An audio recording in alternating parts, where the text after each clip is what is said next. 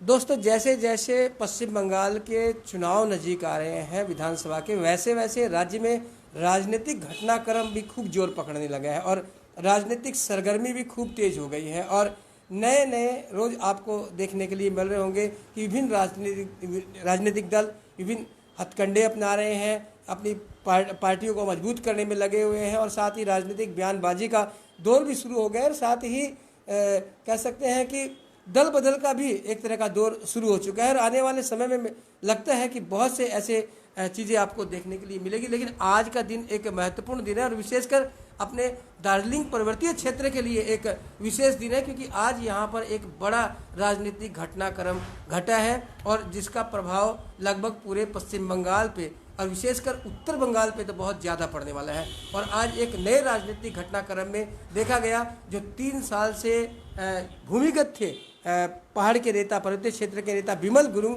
आज उन्हें कलकत्ता में देखा गया और कलकत्ता में उन्होंने एक प्रेस कॉन्फ्रेंस की और प्रेस कॉन्फ्रेंस के माध्यम से उन्होंने कहा कि वो अब भारतीय जनता पार्टी का साथ न देकर तृणमूल कांग्रेस का साथ देंगे, ममता बनर्जी का साथ देंगे। साथ ही उन्होंने ये भी आरोप लगाया कि भारतीय जनता पार्टी ने जो वादे उनसे किए थे वो वादे नहीं निभाए, इसलिए वो नाराज है। और चूंकि ममता बनर्जी जो है पश्चिम बंगाल की मुख्यमंत्री, उन्होंने जो भी काम किया लोगों के लिए काम किया, उन्होंने अपने वादे निभाए, पश्चिम बंगाल की भलाई के लिए काम किया, इसलिए वो अब ममता बनर्जी का साथ देंगे। कहने का तात्पर्य साफ था कि 2021 के जो विधानसभा चुनाव होंगे उसमें गोरखा जनमुक्ति मोर्चा बिमल गुट जो है वो ममता जी के साथ में आता नजर आ रहा है। और ये एनडीए के लिए एक झटका हो सकता है, भारतीय जनता पार्टी के लिए भी एक बड़ा झटका है, विशेषकर बंगाल में, जबकि एकदम विधानसभा चुनाव जो है वो नज़दीक आ चुके हैं। तो हम इस विषय पर पहले ही बताया था, बने हुए हैं और लोगों की प्रतिक्रिया जानने की कोशिश कर रहे हैं। अभी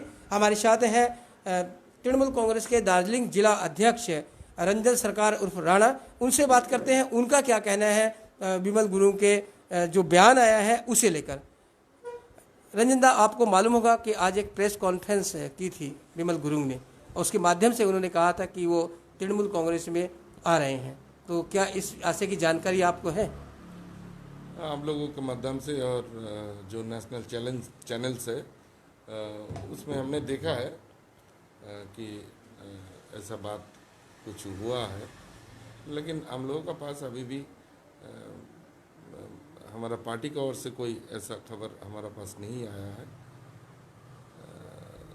लेकिन जो भी घटना हमने देखा और बिमल गुरुंग जी का जो प्रेस कॉन्फ्रेंस हमने देखा है उसमें आपने जो कहा है ये बात सही है।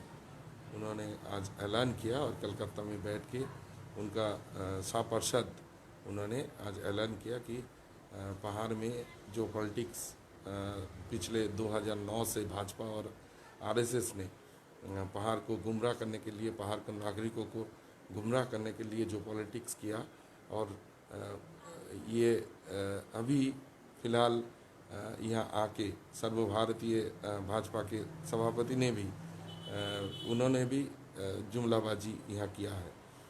तो स्वाभाविक तरह से ही जो आम नागरिक है, हम लोग व्यथित है, पूरा बंगाल का जितना भी हम नागरिक 10 करोड़ आदमी, हम लोग बहुत व्यथित है भाजपा और आरएसएस का ये बयानबाजी और ये पॉलिटिक्स देख के हम लोग हैरान भी है।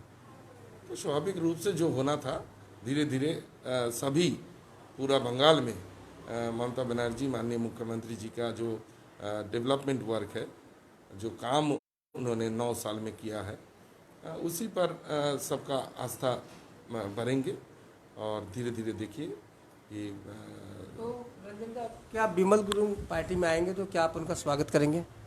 देखिए ये तो अभी भी ये पार्टी उनको शामिल करेगी? It is too early to say. अभी क्या बात उनसे क्या चल रहा है पॉलिटिक्स में, कोई मतलब होगा नहीं, ऐसा कुछ नहीं होता है। पॉलिटिक्स जो पॉलिटिक्स आदमी है, जो हम लोग पॉलिटिकल साइंस का जो स्टूडेंट है, जो कानून का स्टूडेंट होता है, अब लोग देखे होंगे कि भाजपा पूरा देश में 130 करोड़ जनता को जैसे गुमराह करने का काम ये 6 साल में किया है, ये 74 साल में हमारा देश का स्वाधीनता का बाद हमने कभी नहीं देखा और सोचा कि देश का सरकार देश का क्षति करने के लिए, देश का हर एक नागरिकों को क्षति करने के लिए, उनको कष्ट देने के लिए कोई सरकार काम करता है।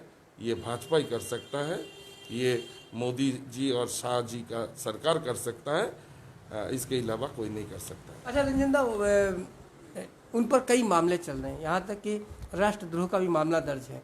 तो क्या अब ऐसे में माना जाए कि क्या वजह हो सकती है? ऐसे आरोप लगाए जा रहे हैं कि उन मामलों से क्या डर के वो आ रहे हैं, या फिर क्या जब वो टीएमसी शामिल कर लेंगे तो क्या मामले उठ जाएंगे उन पर से? देखिए, ये सब जुडिस मैटर है। मैं एक लॉयर हूँ, मैं एडवोकेट हूँ, मैं इस पर कोई टिप्पणी नहीं करना चाहता हूँ। ये honourable court, honourable high court, honourable supreme court और सरकार की बात है। हालांकि भारतीय जनता पार्टी की तरफ से जरूर सवाल उठाए गए हैं कि ये जो घटनाक्रम आया, इसमें कहीं ना कहीं ऐसी बू आ रही है कि क्या तो वो राजनीतिक षड्यंत्र था जब उन पे मामले दायर कर दिए गए थे, और आज या फिर ये राजनीतिक षड्यंत्र है, इतने मामलों के बावजूद भी वो कलकत्ता में घूम रहे थे लेकिन उन पर कोई कार्रवाई नहीं हुई। पहली बात यह है कि सब जुडिस मैटर है, और दूसरी बात यह है कि भाजपा को इस मामले में बात करना ही नहीं चाहिए, क्योंकि ये बंगाल का सरकार की बात है और बंगाल का नागरिक का बात है। वो भी हमारा बंगाल का नागरिक है। जब हम सभी ने देखा था, अगर ये बात भाजपा बोलता है तो भाजपा को पहले सोचना चाहिए कि हिस्ट्री रिपीट्स। हिस्ट्री क्या है? हमारे भारतवर्ष का जो स्वराष्ट्र मंत्री है, जिनका हाथ में पुलिस व्यवस्था है, उनके साथ हमने देखा पहले। तो तब क्या कानून व्यवस्था क्या अंधे थे? ऐसा बात नहीं है का है नहीं अभी। और धीरे धीरे भाजपा का जितना भी नेता बाहर से आते हैं, जितना भी नेता आपने यहाँ देखा, उनका हमने पहले भी बोला कि राजनीति का कोई कल्चर नहीं है भाजपा में। कैसे भी गला दबा के, सांस रोध करके, डर दिखा के हर एक पिलर को, हमारा डेमोक्रेसी का जितना पिलर है, उनको खत्म करके पावर में टिका रहना है। हमने पहले भी देखा कि पूरा देश में आप देखिए कैसे हाथरस में डीएम, एसपी, वहाँ का जितना भी आधिकारिक है, उन्होंने एक बच्ची का, एक दलित SC ST बच्ची का कैसे उसको जला दिया गया। कौन कानून का बात करता है भाजपा नेता? असल में जो मणिपुर से आके यहाँ हमारा इस जिला का नागरिकों का जुमलाबाजी करके, नागरिकों का बहला के, फुसला के जीत हासिल किया, उनको तो जवाब देना पड़ेगा। हमारा माननीय प्रधानमंत्री जी ने यहाँ 2019 से पहले यहाँ मीटिंग करके उन्होंने जो बंगाल को तोड़ने का बात किया था, उन्होंने जाने का बाद हमने देखा 2009 से लगातार बंगाल को कैसे तोड़ा जाए, बंगाल को कैसे, बंगाल के नागरिकों को कैसे गुमराह किया जाए, कैसे जुमलाबाजी किया जाए, इसी पर भाजपा चल रहा है, भाजपा टिका हुआ है। भाजपा नहीं टिकेगा। अर्थनीति देखिए, शिक्षा नीति देखिए, शिल्प नीति देखिए, विदेश नीति देखिए, हर एक स्तर पर भाजपा ने देश को गुमराह किया, देश को खत्म करने का बीड़ा उठाया, जिसके ऊपर अभी हर एक नागरिक बात करना शुरू कर दिया। अभी डर एक समय तक था, अभी डरना बंद कर दिया हमने। जब CAA का मुद्दा उठाया, तब हमने देखा था कि पूरा देश भर में कैसे नागरिकों ने रास्ते में आकर बैठा रहा, आंदोलन किया, जन आंदोलन गठित हुआ, उसका नेतृत्व दिया माननीय मुख्यमंत्री ममता बनर्जी ने। अरे एक बात जानना चाहेंगे कि अगर मान लीजिए कि बिमल गुरुंग आपका साथ दे रहे हैं, तो कितनी स्थिति मजबूत होगी पश्चिम बंगाल में तृणमूल कांग्रेस की, विशेषकर उत्तर बंगाल में कितनी सीटों पर प्रभाव पड़ सकता है उनके साथ आपके गठबंधन होने से? अच्छा, बंगाल का वोटर कौन है? बंगाल का वोटर तो ये इन्हीं 10 करोड़ आदमी में सब हम लोग बंगाल का वोटर है। तो बंगाल का वोटर अगर सब एकजुट होते हैं तो स्वाभाविक स्तर पर किसी एक पार्टी का तो लाभ होगा। और ये आप सोच लीजिए कि पहाड़ जब भी गवर्नमेंट का साथ देती है या कोई पार्टी का साथ देते हैं तो हिस्ट्री बोलता है, इतिहास साक्षी, वही पार्टी जीतता है।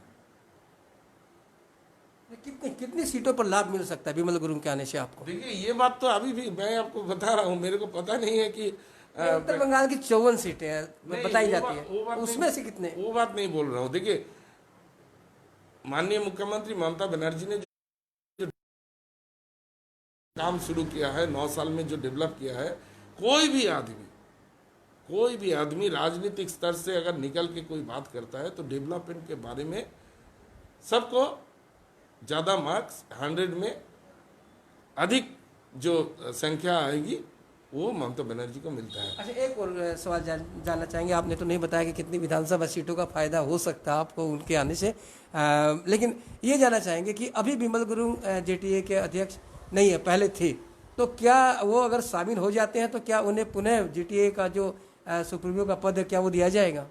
देखिए ये सब तो हमारा माननीय मुख्यमंत्री, हमारा नेत्री, वो सब क्या हो रहा है, क्या बात हो रहा है, बात हुई कि नहीं हुई, ये तो हमको अभी तक पता नहीं है। लेकिन ये मैं आपको बता सकता हूँ, मैं बहुत जोरों का साथ बता सकता हूँ कि भाजपा का रक्तक्षरण बहुत दिनों से शुरू हो गया। 2019 के बाद जो अहंकार, जो एक एक नेता का जो बॉडी लैंग्वेज आपने देखे होंगे, आपको याद होंगे कि सीपीआईएम का जब खत्म का दिन आया था उस समय भी भाषा का जो प्रयोग सीपीआईएम नेता लोग करते थे, सेम भाषा सेम लैंग्वेज आप देखिए भाजपा नेता का आ गया। 5 आदमी का अपना घर का वोट नहीं ले सकता, वो जैसा बात करता है। यहाँ आके सिलीगुड़ी में बैठ के, जहाँ यहाँ देखिए, यहाँ हमारा एक कल्चर अलग है उत्तर बंगाल का। यहाँ कभी हम लोगों ने कोई पार्टी में अपने में कोई आमने सामने विरोध नहीं किया, खून खराबी का कभी नहीं हुआ, कभी यहाँ व्यक्तिगत स्तर पर राजनीति नहीं हुआ। लेकिन भाजपा नेताओं ने जो बॉडी लैंग्वेज, पुलिस को मारेंगे, उखाड़ के फेंक देंगे, उसका बीबी को विधवा बना देंगे, सफ़ेद साड़ी दे देंगे।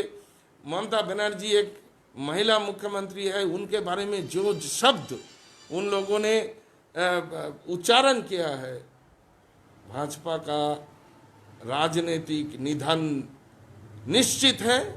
और ये इसका काम नागरिक पूरा भारतवर्ष में शुरू कर दिया। खाली देखते रहिए आगे क्या होता है।